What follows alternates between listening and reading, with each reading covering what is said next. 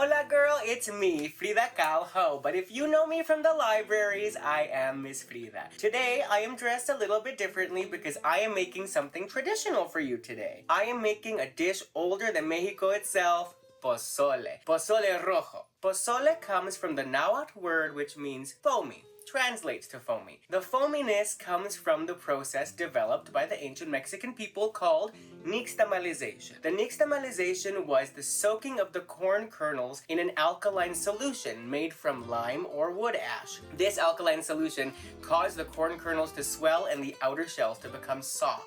And in the process, it would look foamy on top. The nixtamalization also did something really cool. It made vitamin B3, or niacin, more bioavailable from the corn. And this really helped with the situation going on at the time of pellagra, which was a deficiency. Corn is seen as very sacred to indigenous Mexican peoples like myself. In our teachings, corn, masa dough, was what people were shaped out of before we became people. So processes involving it and dishes that involve it are very sacred, and we take our time with them.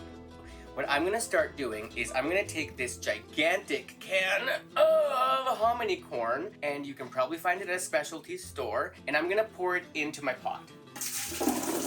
And now that we've got our hominy corn in the pot, we're gonna go over all of our ingredients we need. We have about 2.5 kilograms of boneless pork, it's loin. We have some Mexican nor, it is chicken stock, caldo de pollo. The Mexican one just tastes a little different, it's delicious. I suggest you get it, but I'm biased. Then we have Mexican oregano. Again, this is something that you cannot skip out on. Mexican oregano has this a little bit of, I don't even know how to describe it. It's just completely different and fantastic. We will also need powder oregano. Regular oregano, like this, is gonna be used on top, not crushed. It's basic, but it's good. And then we have black pepper, we have some olive oil, and we have some seasoning salt. On top of that, we have 1 onion and 1 head of garlic. And the star of the show is the chiles. So I will tell you what's in here before I go over how I processed it. We have 10 chiles guajillo. Our chiles guajillo are gonna give us color. They're not gonna give us much heat, but they're gonna give the pozole rojo, it's rojo, red, color. 2 chiles morita. The chiles morita are very small and they are very spicy. 4 chiles ancho, and we have 2 chiles pasilla. I also forgot to mention that I put in 2 chiles árbol. Those are also small and going to contribute to the heat. Oftentimes, the smaller the pepper, the hotter it is. Just a little food for thought. Now, I want to talk about ancho chiles just for a moment. I love ancho chiles. And what's really cool is an ancho chile is just a dehydrated poblano pepper. So it used to be green, but it's this color now, and it has a delicious smoky and earthiness that I find essential for my personal pozole. Now, what I did was I cut off all the stem ends to the chiles, and I removed all the veins and all the seeds, because the seeds and the veins are where the heat lives, and we want to cut that out as much as possible. We've gone over all of these ingredients. I'm gonna show you how to use them. The first thing we're gonna do is we're gonna take these chiles and we're going to put them into some hot oil. This is a process I learned recently.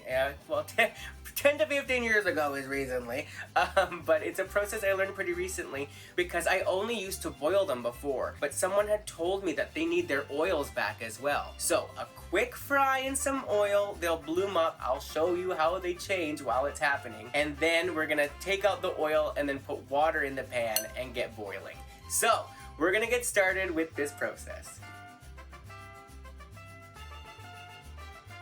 Alright, now that the oil is heating for those chiles, we're gonna start adding the seasonings to our pot. I have the hominy corn already in here, and I'm gonna show you what I add. First, we'll go with this regular people oregano.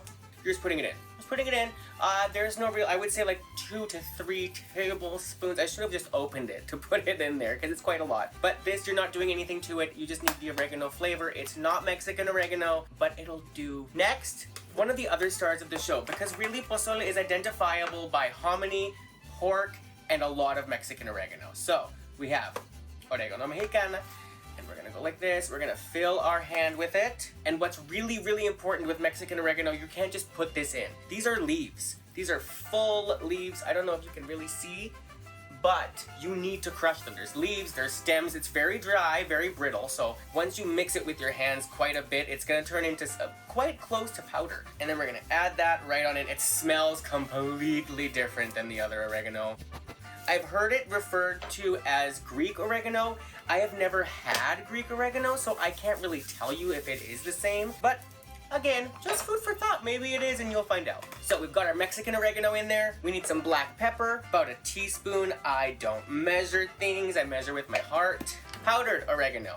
Like I said, this has a lot of oregano in it. We're gonna give it 1, 2, 3, 4, 5 shakes of this. Powdered oregano can be hard to find. You can take oregano leaves and put them in a blitzer of some kind, a magic bullet, pulverize it, or a molcajete, a mortar and pestle works just fine.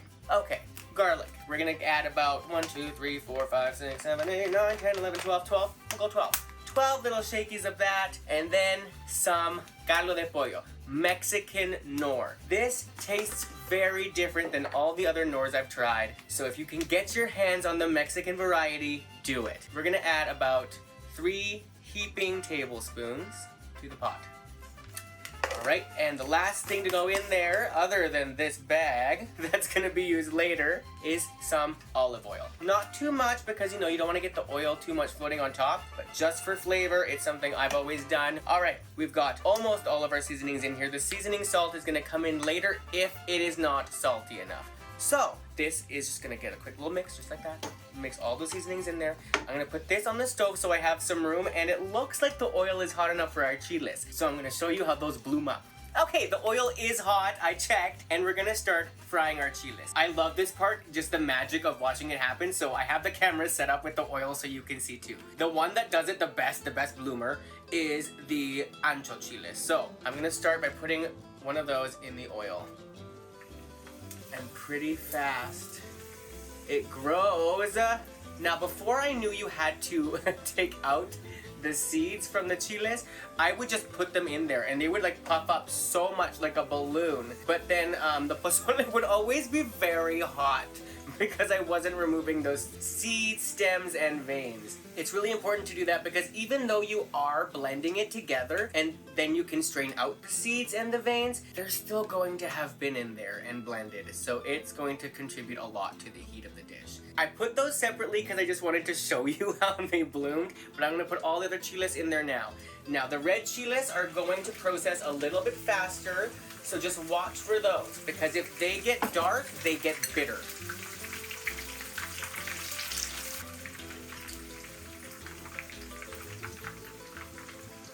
Like that.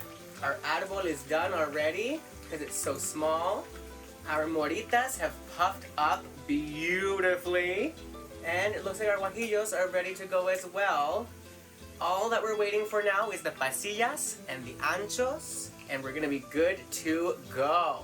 Now, like I said, we're draining these out of the oil, and then we're gonna put them back in the pan, but not with oil, with water, because they need to boil now. They got their oils back, they need to get their water back. Beautiful. If you could smell this right now, my goodness. Okay. I have drained the oil off of those chiles, and now we've got water in our pan. We're gonna take those chiles, the oil doesn't have to be hot yet, and we're gonna add them to our pan. Once this comes to a boil, we're gonna cover it and let them freshen up. Get all soft again like chile peppers. Now, there is an essential and pretty iconic part of this dish that I forgot about. The onion and the garlic need to be burnt over fire to a blackened, not like black all the way through, but almost. You gotta cook them and they gotta have char on them. I'm gonna start that as well on the stove because it takes some time, and then we'll get going. Okay, I've moved our chiles in the water because I needed the burner for our onion and garlic. And just watch, I am going to set them on fire. That's what I'm doing. I'm gonna burn them. We need that char, it is part of the dish. After, it's going to go in a cheesecloth or a wig cap because I am a drag queen. And it'll go into the pot. So while the chiles are rehydrating and the onion and garlic are burning away, I'm gonna start chopping up our pork. What I want to do is I'm going to cut this pork into bite-sized pieces. You don't want to have like a big chunk of pork all dry in the middle while you're trying to enjoy your soup. So I'm going to show you the size I want. Don't take off the fat. It'll render and add flavor to the soup, I promise. Also, if you have pork with a bone in it that you want to use, cut it the same size, throw that bone in there. That flavor is perfect for this soup. I just don't have pork with a bone in it right now. I've cut everything into like a pork chop size, and I'm gonna work on the bite-sized pieces. So I'm gonna show you what I'm talking about. When I say bite-sized, we are looking for this sort of shape and size. It's gonna take a while to get all of this to that shape and size, but it will be well worth it. So I'm just gonna keep going with this, and then I'll check back in a moment. Now that the pork is all cut up into bite-sized pieces, I'm gonna add it to the pot. As you can see, perfectly bite-sized pieces. All of that's going in here. Give it a little mixy-poo to evenly distribute everything. Okay, oh, got some in my eye. Okay, I'm gonna put this back on the stove, and then I'm gonna show you what to do with the chiles. Now we're going to add all of our boiled chiles into our blender. And be careful, unlike me, because I make messes. Now, we have the water in here, we have the chiles. We're gonna blend this for a while until it's completely smooth. I'll be right back. All right, our chiles are fully blended. Okay, I have added some water to the blender just to help it go through the sieve. We are putting it through a sieve just in case there's any seeds, stems, or ribs on inside. So, pour this into our sieve. I'm gonna get my husband to add a little bit of water to this just to get all of the stuff off the side. At this time, I'm going to start pushing it through the sieve. You can use a whisk or you can use a spoon just like I'm using, and it just really makes the process a lot easier to push everything through. Looks like I've cleaned it pretty well this time, and oh, all of that left over, perfect. Thank you, Alex. Okay, my husband's name is Alex. And yeah, so we've pushed all the chiles through. We're gonna end up adding some water to this to make it a full pot of soup. But right now, before we do that, I'm gonna grab our onion and our garlic. So I have my wig cap here. And now that the onion and garlic have cooled down, there are no longer embers going on. I'm just gonna take it, plop it into there. Take our garlic that is no longer on fire as well. Put that into there, tie it off. And that's gonna go in the soup. That's it, simple. Gonna fill this up with water, right about to the top. I'll leave about this much. I don't know if this is an inch or not, but we're gonna put that much space left of not water. And we're gonna boil this low and slow for 3 to 4 hours. I'll check back in with you. I'll show you the stages of how things are going. And then when it's done, I'll help you prepare your bowl because there are some things you need to add. Time for me to put water in this and get it on the stove.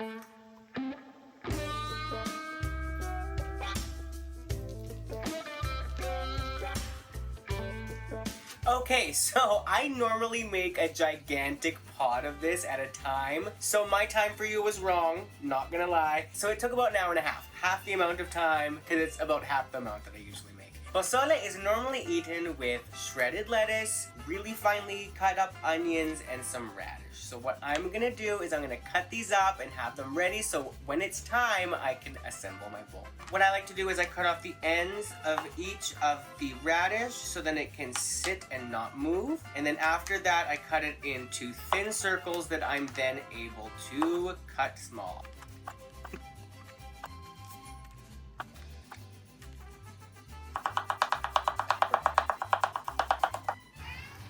I'm gonna let the cat in. Come on in, Sailor Baila. We're amongst royalty now. You, that's right. Mm-hmm. Yes, your dad's right there. Yes. She wants to be part of the show.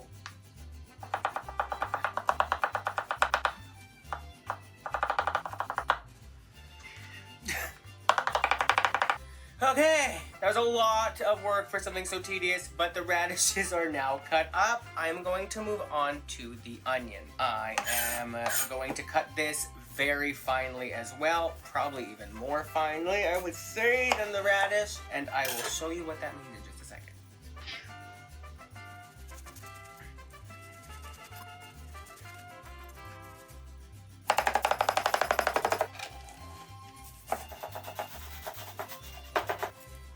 And here, this is super, super, super fine and all over the floor now. But that means our accoutrements are ready to go. And there we have it. The pozole is done. The color is beautiful. The flavors, I guarantee you, are all melded and all fantastic. So I'm gonna dress my bowl with a little bit of finely cut up onion, some radish, finely shredded iceberg lettuce. I like to crumble up a little bit of a tostada. I like to use Charras brand, but you can use whatever brand you want. Regular people oregano, just sprinkle that on top. And I like to throw in a little bit of lemon juice. Well, you know me at this point. I use a lot of lemon juice, so I will just use a regular person amount and know that I will be adding more after. So this is my recipe for Pozole Rojo, and I really hope you enjoy it. Here we go. Buen provecho.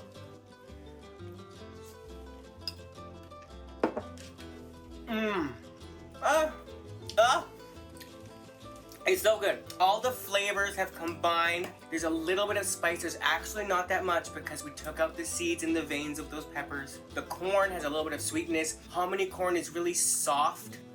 All the texture, my Salem meowing. The radish and the onion and the lettuce give a nice crunch, and that tang from the lemon juice brings it all together. I really hope you enjoyed this recipe when you try it. And thank you so much for joining me for another episode of Frida Feasts. I am Frida Kahl Ho, and remember, love one another and be free. Ah?